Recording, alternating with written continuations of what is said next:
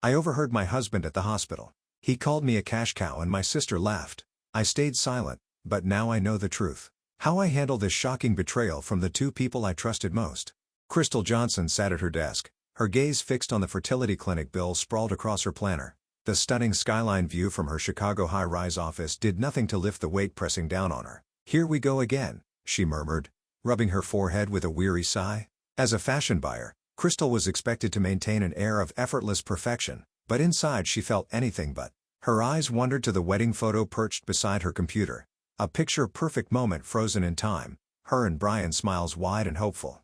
5 years of marriage and now an unspoken distance stretched between them, built brick by failed treatments and mounting expenses. Brian, always polished in his tailored suits, worked in real estate, his charm an asset in closing deals. But lately, even his easy smile couldn't mask the exhaustion lining his face. That evening, as they sat across from each other at the dinner table, Crystal exhaled sharply, pushing the bill toward him.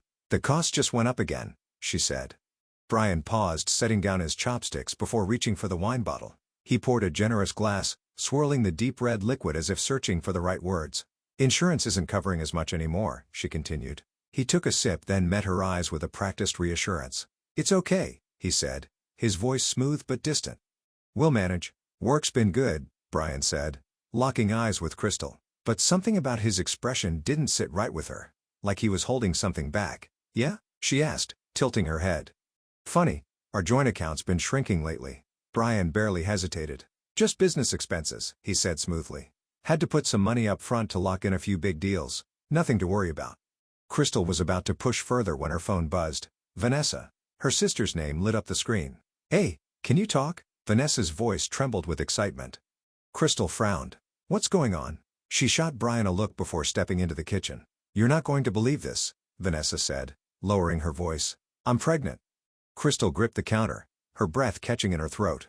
"Oh," she managed, her voice oddly distant. "Wow, congratulations." "Thanks," Vanessa said, hesitating. "Listen, about the father, I can't really say right now. Personal reasons." Of course, Vanessa had always been the free spirit, the reckless one. No steady job, no real direction, always leaning on their parents when things went south.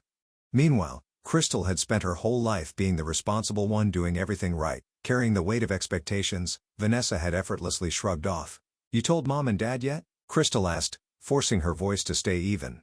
"Yeah, I just told them," Vanessa said, her voice light with excitement. "They were actually really happy, especially Mom." Crystal's grip on the phone tightened as a whirlwind of emotions crashed through her. She had spent years enduring the heartbreak of fertility treatments, pumping her body full of hormones, tracking every ovulation window with military precision, only for Vanessa to announce a pregnancy like it was nothing. And their parents? They didn't even question it. No concern about the father. No judgment. Just pure joy. "We're having a little celebration at Mom and Dad's on Saturday," Vanessa added. "You and Brian should come." "Of course," Crystal replied automatically, though she had no intention of enjoying it. The moment the call ended, she sank onto the cold kitchen floor, her hands trembling against the tile. She had done everything right, every injection, every carefully planned moment with Brian, every sacrifice, yet her sister, who never planned for anything, was the one being celebrated. By Saturday, the knot in Crystal's stomach had only tightened. As they sat in her parents' cozy living room, Elaine placed her hands over Vanessa's stomach, beaming. "Our first grandchild," she cooed.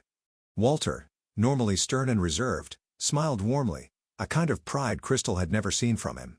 Would they be this happy if it were me? She wondered bitterly. Beside her, Brian shifted in his seat, barely touching his drink. His fingers hovered over his phone, glancing at the screen every few minutes.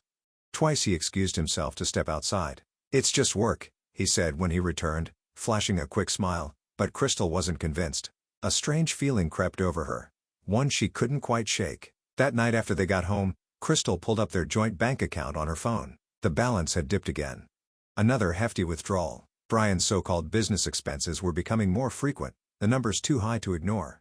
Lately, his late nights had piled up, each one excused with a smooth explanation about client dinners and urgent meetings. Crystal shut the screen and turned toward the sprawling city lights outside their window. Why was Brian acting so jittery?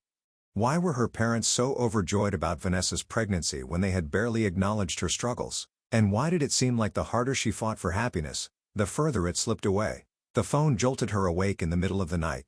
"Crystal, Vanessa's in labor." Elaine's voice crackled with excitement. She's been admitted to Chicago Memorial. We're on our way now. Crystal rubbed her eyes, blinking at the clock. 2:37 a.m. She reached over. Brian's pillow was cold, untouched. "Where's Brian?" she asked suddenly, a beat of hesitation. "Not sure," Elaine answered. "Probably working late. Anyway, can you make it to the hospital in the morning?" "Yeah, of course," Crystal replied automatically. As soon as she hung up, she slipped out of bed and padded into the living room. Silence. No text from Brian, his coat still hung by the door, untouched since the evening. Crystal exhaled, rolling her shoulders. Another emergency at work, she muttered the words under her breath as she set a kettle on the stove. For months, his schedule had unraveled, his time away from home stretching longer and longer. Every time she questioned it, he had the same answer. Big deal in the works. But something about tonight felt different, and Crystal could no longer ignore the sinking feeling creeping into her gut. At 6 a.m., Crystal stirred awake, her neck stiff from falling asleep on the couch. She sat up, blinking groggily, then glanced toward the bedroom, still empty. Brian hadn't come home. Suppressing the gnawing unease in her chest, she forced herself into the shower, dressed, and headed for the hospital. Whatever was going on, she'd deal with it after she met Vanessa's baby. As she pulled into the Chicago Memorial Hospital parking lot, something caught her eye. A black sedan parked near the entrance, Brian's car. Crystal's fingers tightened on the steering wheel. So he was here, but he hadn't texted, hadn't called. Inside, she followed the signs toward the maternity ward, the sterile scent of disinfectant filling her lungs, the pale green walls, the quiet of machines. All of it brought back memories of the countless fertility treatments she'd endured. Then, just as she neared a hallway corner, she heard a voice that made her freeze. "Brian." She has no idea. Crystal pressed herself against the wall, her pulse hammering in her ears. At least she's a good cash cow. Her breath caught. Then her mother's voice. "You two should be happy together. She's just a useless failure." The floor seemed to tilt beneath her. Were they talking about her? "Thank you." Vanessa's voice. Light, amused, victorious. "Make sure we're happy." Crystal squeezed her eyes shut. No, this couldn't be real. This had to be some kind of cruel misunderstanding. But then her mother spoke again. "The baby really looks like Brian." Crystal's stomach dropped. The world around her shattered. Crystal's breath caught in her throat. "That nose, that chin. There's no doubt about it." Brian's voice carried through the partially open door. "We don't even need a DNA test. The baby is mine." A sharp, twisting pain shot through her chest as if someone had driven a knife between her ribs. It all made sense now. Brian's erratic schedule, the unaccounted-for withdrawals, Vanessa's mysterious pregnancy, her parents' uncharacteristic enthusiasm. It was all connected. From inside the room, the conversation continued. "How do you plan to explain this to Crystal?" her mother asked, her tone calm. Too calm. Vanessa let out a short laugh laced with cruelty. "She doesn't need to know anything." Crystal pressed a trembling hand to the wall for support. "If she ever found out that the money she saved for fertility treatments actually paid for my hospital bills, she'd lose it." Brian chuckled. "She won't. I've been careful, taking small amounts at a time. She's always so buried in work she doesn't even notice." "But what if she does?" Vanessa asked, a hint of caution in her voice. Crystal barely breathed, her ears straining to catch the response. "She won't," her mother declared confidently. "That girl has always put her career first. Family was never her priority. That's why we created a real family. Brian, you, and the baby." Crystal's fingers curled around her phone, her nails digging into the case. With shaking hands, she swiped open the recording app and hit record. "In the end, she can't have children." Her mother's voice continued, indifferent, almost dismissive. "Years of treatments and still nothing. I wanted a grandchild to carry on the family name. And Brian, he has wonderful genes." Crystal's heart pounded against her ribs. She had the proof, and they had no idea what was coming. "A child with you and Brian is a gift Crystal could never give him," Vanessa murmured, her voice laced with satisfaction. "When I first got involved with Brian, I never imagined it would lead here." A pause, then a soft, smug laugh. "But now I'm grateful. I have something she never could." Brian's voice followed, cool and detached. Crystal's world was always about success, fashion, awards, recognition. "But I wanted a family. She could never give me that." Crystal's vision blurred as tears burned down her cheeks. Every foundation of her life, everything she had believed had just shattered. "What will you name the baby?" her mother asked, her voice warm with affection. "Elaine," Vanessa replied. "I want to name her after you, Mom." "Oh, sweetheart," Elaine exhaled, overcome with emotion. "You are my true daughter. Unlike Crystal, you understand what family means." Crystal couldn't listen anymore. Enough. She pressed a finger to her phone screen, ending the recording. then slid the device into her with deliberate calm. Her legs still trembled, her breath unsteady, but her mind was crystal clear. Without a word, without a single glance back, she turned and walked away. Betrayal, rage, heartbreak. But beneath it all, something else flickered. A quiet, undeniable sense of freedom. The unanswered questions, the lingering doubts, all of it had been resolved, not in the way she had hoped, but at least now she knew the truth. As she stepped outside, the morning sun broke through the clouds, spilling warmth over her skin. Crystal reached her car, slid into the driver's seat and rested her forehead against the steering wheel. No more tears came. Something new had taken root inside her. A plan began to take shape in Crystal's mind, cold and deliberate. Then her phone buzzed. She glanced down. Walter. Her father's name glowed on the screen.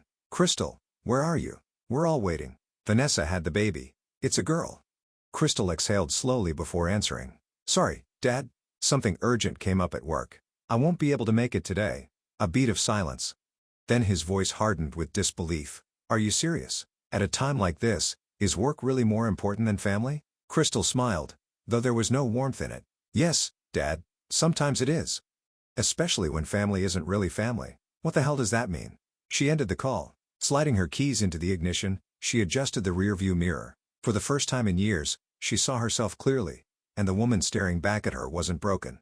She was resolute. By the time she reached her apartment, the Chicago skyline was awash in the fiery hues of sunset. Crystal poured herself a cup of coffee, then sat at her dining table, staring at the documents spread out before her. Bank statements, credit card bills, receipts from the fertility clinic. Each piece of paper was more than just ink and numbers. They were fragments of her stolen life, proof of betrayal she could no longer ignore. The moment she had walked through her door, she had gone straight to work. No time for grief, no space for hesitation. Methodically, like preparing for a high-stakes fashion launch, she gathered every relevant document she could find. Everything had to be precise, every detail airtight.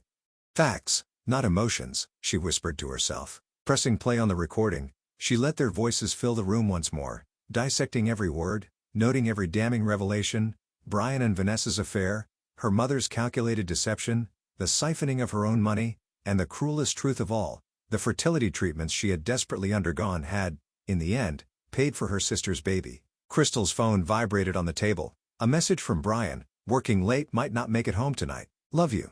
A slow, bitter smile curled on her lips. Taking care of your wife and daughter at the hospital. I see, she murmured under her breath. Without hesitation, she typed back a short, detached understood. Then she scrolled through her contacts, her finger pausing over a name. Laura Carter, a former law school classmate, now a powerhouse in family law. Crystal pressed the call button.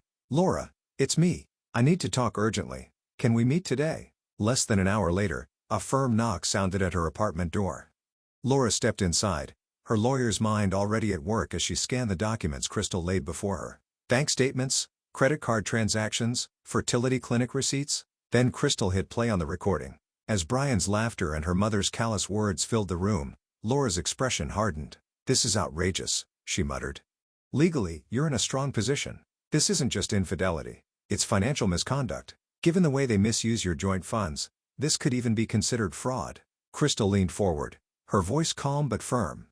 What's my next move? First, secure all the evidence, every document, every transaction. Make copies, then open a new bank account under your name. Quietly withdraw your share before they realize what's happening. Laura's tone sharpened. Next, we gather more. There's a lot they aren't telling you. We need to expose every last detail of this conspiracy. Crystal nodded, a steely resolve settling in her chest. How long until we're ready? A month or two at most. But you'll need to act normal in the meantime. They can't suspect a thing. A flicker of something dark and determined flashed in Crystal's eyes. I can do that, she said smoothly. I'll just play the role of the clueless wife. The next morning, she followed her usual routine. Coffee, shower, work attire. Brian still hadn't come home good. He had no idea what was coming. Crystal moved through the day with precise efficiency. She stopped by the bank first, securing a new account in her name, then headed to work, throwing herself into her tasks with laser focus. To anyone watching, she was the same as always, calm, collected, professional. No one could see the fire raging beneath the surface. That evening her phone rang. Brian, I'm coming home tonight, he said, his voice unreadable. We need to talk. Crystal kept her tone even. About what? Vanessa had the baby. A girl. Yes, Dad told me, she replied smoothly. Congratulations. Silence stretched on the other end. Then, cautiously, Brian asked, "Are you saying that to me?" Crystal let a beat pass before responding, her voice light but laced with quiet steel. "No, to my sister. I have nothing to say to you."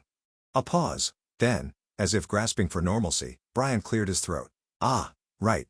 Listen, could you make something special for dinner tonight? You know, like a celebration?" Crystal's lips curled slightly. "Of course, I'd love to." After she ended the call, she exhaled slowly. "This is just the beginning," she whispered to herself. That night, she set the table with precision. Brian's favorite dish is fine wine, the glow of flickering candlelight. She greeted him at the door with a warm smile, playing the role to perfection. "Welcome home," she said sweetly. Then, after a pause, she added, with a glint in her eye, "Congratulations on becoming an uncle." Brian hesitated, searching her face. Then, relieved, he let out a breath. "Yeah, thanks. Vanessa's baby is adorable." "Her name is Elaine." Crystal raised her glass. "Elaine. What a lovely name." She clinked her glass against his and took a sip, her pulse steady. "Let the game begin. Just like your mother," Brian said with a chuckle. Crystal's smile didn't waver. "How nice," she murmured before gesturing toward the table. "Come on. Dinner's ready." As they ate, she kept the conversation light, asking about his job, the high-stakes deals he always bragged about, and his grand plans for the future. He answered, his responses measured, his posture slightly stiff, but as the meal went on, her easy demeanor seemed to lull him into a sense of security. Then she struck. "I've been thinking I want to continue with the fertility treatments," she said casually, cutting into her steak. Brian's hand stalled, his wineglass hovering just short of his lips. "Really? Haven't we done enough?" His voice was too controlled, too careful. "It's expensive, Crystal." She tilted her head, her gaze steady. "Are you worried about money?" "No, no, of course not," he said quickly, shifting in his chair. I'm concerned about you, the injections, the hormones. It's a lot on your body." Crystal reached across the table, resting her hand over his. Her fingers were icy, but he didn't seem to notice. "Don't worry," she said softly. "I'm strong." The following week, Crystal worked in silence, moving like a ghost through their shared life. During her lunch breaks, she visited the bank, requesting detailed statements from the past 3 years. At night, she combed through Brian's files, scouring his documents, emails, and hidden folders on his computer. Every detail mattered. Every unexplained transfer, every financial tie between Brian, her mother, and Vanessa. The puzzle was coming together. And soon, so would her revenge. "It's worse than I thought," Crystal told Laura one afternoon, her voice steady despite the storm raging inside her. "For the last year and a half, Brian has been siphoning thousands from our joint account every month. That money, it's been funneled into another account. Most of it used to cover Vanessa's rent, her designer shopping sprees, even her hospital bills." She slid a thick folder across the table. "I have proof, bank statements, transaction records, even recordings of their conversations." Laura flipped through the pages, her expression darkening. "And your mother?" Crystal exhaled sharply. "She's in on it too. She's been secretly giving them money from her own savings, hiding it from Dad." Laura looked up, impressed. "I've handled a lot of cases, but I've rarely seen a client build such an airtight case on their own." Crystal's lips curled into a humorless smile. "They destroyed my life. I'm just doing what needs to be done." Laura placed a reassuring hand on her shoulder. "We're almost there. The only thing left is securing your own place before we file for separation." Crystal nodded. That part was already taken care of. She had found a new apartment just waiting for her signature. The moment Brian was out of town for his upcoming business trip, she would put everything in motion. That weekend, while Brian was away, Crystal moved swiftly. She packed her essentials, important documents, personal belongings, and sentimental keepsakes into boxes and relocated them to her new apartment. Then she made one final trip to the bank, withdrawing her rightful share from their joint account.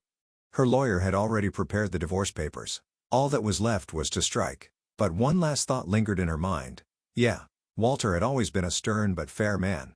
He valued integrity above all else. Did he even know what his wife Vanessa and Brian had done? She needed to find out. Reaching for her phone, she dialed his number. "Dad, I need to see you," she said, her voice calm but firm.